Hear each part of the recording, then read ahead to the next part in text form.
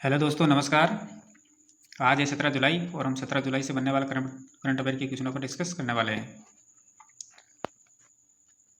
अगर आप हमारे चैनल पर नए हैं तो हमारे चैनल को सब्सक्राइब करें, वीडियो को लाइक करें, शेयर करें और कमेंट करें। चलिए आज के सेशन को शुरुआत करते हैं। आज का पहला क्वेश्चन है कि हाल ही में न्यायमूर्ति संजीव सचदेवा को किस उच्च न्यायालय का मुख्य न्यायाधीश नियुक्त किया गया है। हाल ही में न्यायमूर्ति संजीव सचदेवा को किस उच्च न्यायालय का मुख्य न्यायाधीश नियुक्त किया गया है। तो ये किया गया है मध्य प्रदेश का। इसका मध्य प्रदेश उच्च न्यायालय के मुख्य न्यायाधीश बनाया गया है न्यायमूर्ति संजीव सचदेवा को। जस्टिस संजीव सचदेवा मध्य प्रदेश हाईकोर्ट के नए चीफ जस्टिस बनाए गए हैं और इनको 24 मई 2025 को एक्टिंग चीफ जस्टिस नियुक्त किया गया था और वे तत्कालीन चीफ जस्टिस सुरेश कुमार कैत के रिटायरमेंट के बाद से चीफ जस्टिस का दायित्व संभाल रहे थे और इससे पहले भी वे 9 जुलाई 2024 से 24 सितंबर 2024 तक प्रदेश के कार्यवाहक मुख्य न्यायाधीश का दायित्व भी संभाल चुके हैं। और 30 मई 2024 को जस्टिस संजीव सचदेवा का दिल्ली हाईकोर्ट से मध्य प्रदेश हाईकोर्ट का अंदर ट्रांसफर हुआ था। कब हुआ था? 30 मई 2024 को। तो केंद्र सरकार ने मध्य प्रदेश हाईकोर्ट को एक और जज दिया है। एक और जज वो है जस्टिस विवेक कुमार सिंह, जो मध्य प्रदेश के अंदर इनकी नियुक्ति की है। वे अभी जो मद्रास है हाईकोर्ट है उसके अंदर है और उनको जिनका ट्रांसफर जबलपुर कर दिया गया और अब मध्य प्रदेश हाईकोर्ट में जजों की संख्या जो है बढ़कर हो गई है 34 हो गई है। बात करें मध्य प्रदेश की तो यहाँ के मुख्यमंत्री मोहन यादव है और राज्यपाल श्री मंगूभाई छगनभाई पटेल है। नेक्स्ट क्वेश्चन है कि हाल ही में राष्ट्रपति द्रौपदी मुर्मू ने किसे कलिंग रत्न पुरस्कार 2024 प्रदान किया है।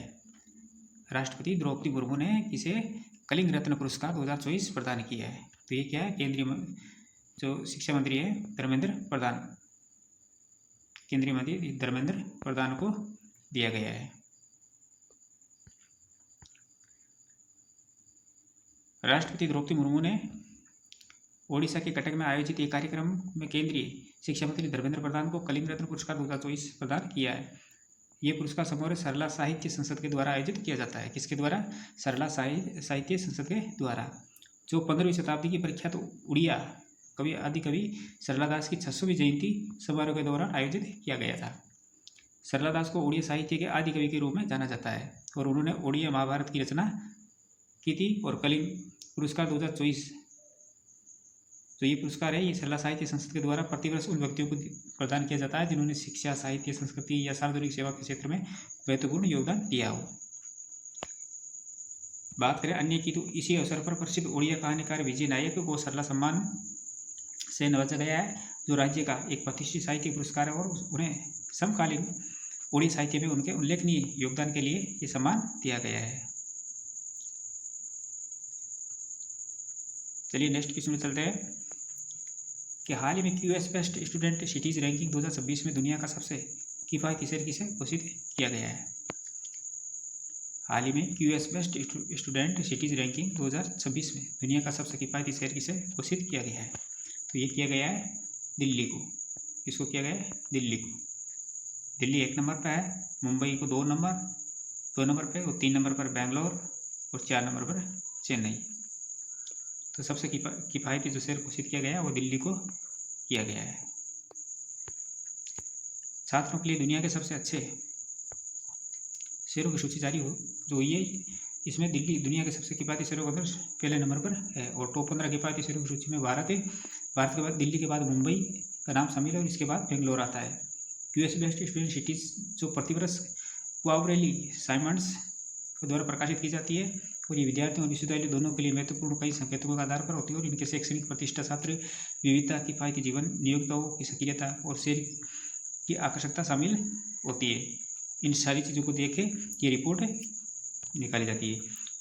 भारत जैसे देशों के लिए इन रैंकिंग में इसको सुधार से राष्ट्रीय शिक्षा नीति 2020 के तहत शिक्षा के अंतर्राष्ट्रीयकरण और स्टडी इन इंडिया पहल के तहत विदेशी छात्रों को आकर्षित करने जैसे नीतिगत लक्ष्यों को जोड़ा जा सकता है।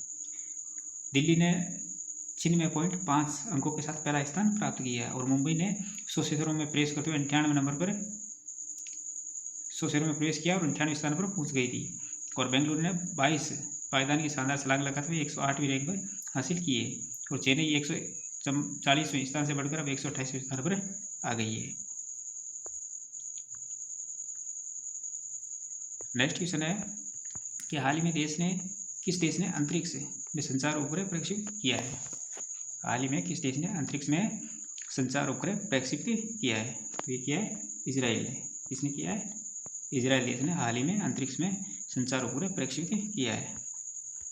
इजराइल ने 13 जुलाई 2025 को अमेरिका के केप कैनावरल से स्पेस एक्स के फाल्कन 9 रॉकेट के माध्यम से अपने अब तक के सबसे उन्नत संचार उपग्रह ड्रोन 1 को अंतरिक्ष में प्रक्षेपित किया है और इस उपग्रह का निर्माण इजराइल एरोस्पेस इंडस्ट्रीज के द्वारा किया गया है और ये अगले 15 वर्षों तक देश की संचार आवश्यकताओं को पूरा करेगा।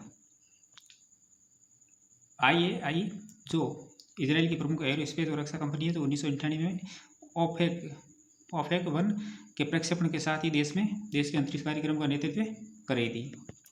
बात करें इसकी ड्रोन 1 का विशेषताओं की, तो ये लगभग 4.5 टन का है और इसके सौर पैनल पूरी तरह से फैलने पर इसकी लंबाई 17.8 मीटर तक पहुंचती है और इसमें 2.8 मीटर चौड़ी 2 विशाल एंटीना लगे हैं जो अब तक किसी भी इजरायली उपग्रह में उपयोग में किए गए सबसे बड़े एंटीना है।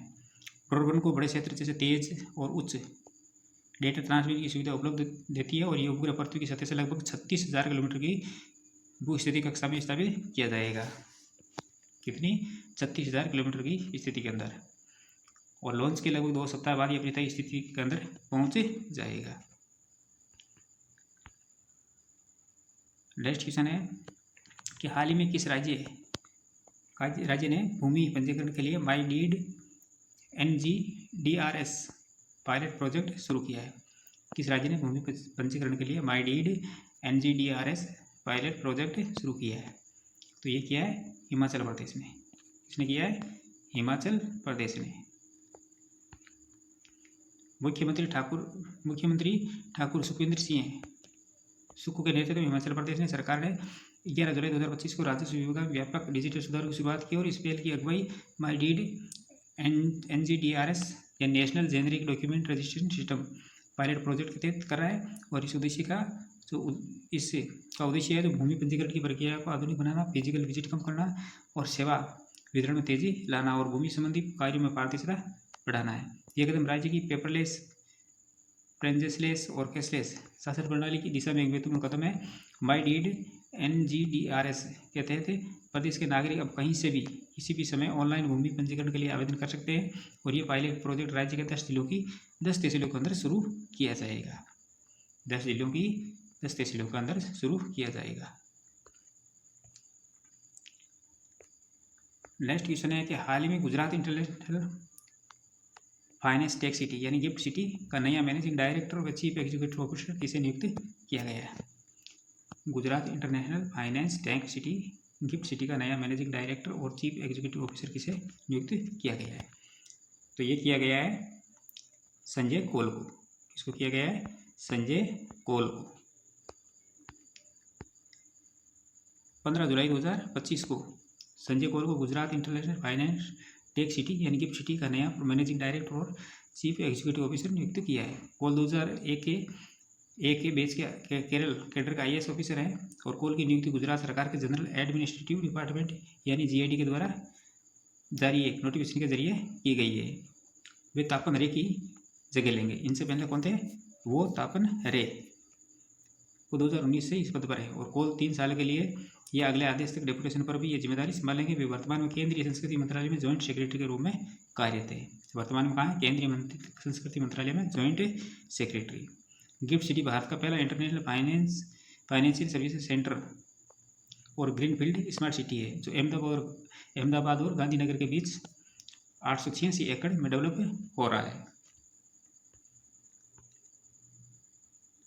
नेक्स्ट क्वेश्चन है कि हाल ही में किस हॉकी प्लेयर ने पॉलीग्रास मैजिक स्किल पुरस्कार जीता है?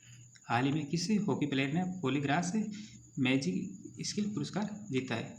तो ये जीता है दीपिका ने। इसने जीता है दीपिका ने FIS hockey pro league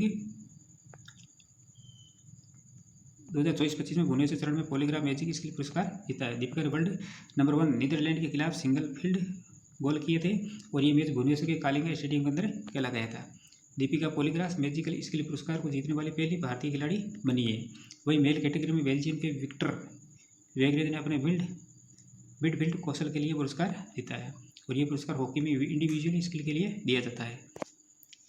Deepika Haryana के हिसार की रहने वाली है और महिला जूनियर एशिया कप में स्वर्ण पदक जीतने वाली पहली भारतीय टीम का हिस्सा थी। इसका महिला जूनियर एशिया कप में स्वर्ण पदक जीतने वाली भारतीय टीम का हिस्सा थी।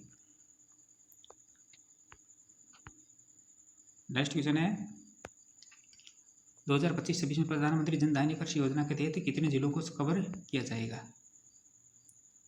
2025-26 में प्रधानमंत्री जन धान्य कृषि योजना के तहत कितने जिलों को कवर किया जाएगा। तो ये किया जाएगा 100 डिस्ट्रिक्ट को। कितने जिलों को किया जाएगा 100 जिलों को कवर किया जाएगा। केंद्रीय मंत्रिमंडल ने 16 जुलाई 2025 को प्रधानमंत्री जन धान्य कृषि योजना को मंजूरी दी और ये एक महत्वाकांक्षी नई योजना है।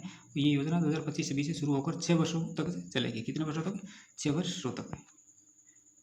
और इसके लिए प्रतिवर्ष 24,000 करोड़ का बजटीय प्रावधान किया गया है और इस योजना का उद्देश्य देश के 100 चयनित जिलों में उत्पादकता, सिंचाई, भंडारण और कृषि ऋण सुविधा को बढ़ाकर कृषि एवं सहायक क्षेत्रों को सशक्त बनाना है।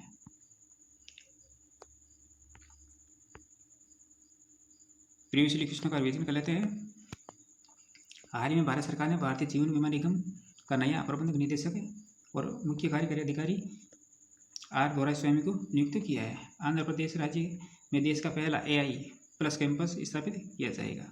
केंद्रीय मंत्री BL वर्मा ने उत्तर प्रदेश राज्य में 75वां प्रधानमंत्री दिव्यांग केंद्र की स्थापना की घोषणा की है और कर्नाटक बैंक के अंतरिम प्रबंधक निदेशक और CEO राघवेंद्र S भट्ट को नियुक्त किया गया है। और हाल ही में भारतीय नौसेना और ग्रीस नौसेना ने अरब सागर में 5 संयुक्त सैन्य अभ्यास किया है। और हाल ही में प्रधान न्यायाधीश कल्याण श्रेष्ठ को पूर्व प्रधान न्यायाधीश को हेम बहादुर मल्ल पुरस्कार 2080 दिया गया है। और 2025 क्लब विश्व कप का जो खिताब है वो चेल्सी FC ने जीता था। और हाल ही में रेलवे सुरक्षा बल की पहली महिला महानिदेशक सोनाली मिश्रा को नियुक्त किया गया है। तो ये थी दोस्तों हमारी आज की क्लास। ऐसे ही महत्वपूर्ण प्रश्नों के साथ कल फिर मिलेंगे। तब तक के लिए धन्यवाद।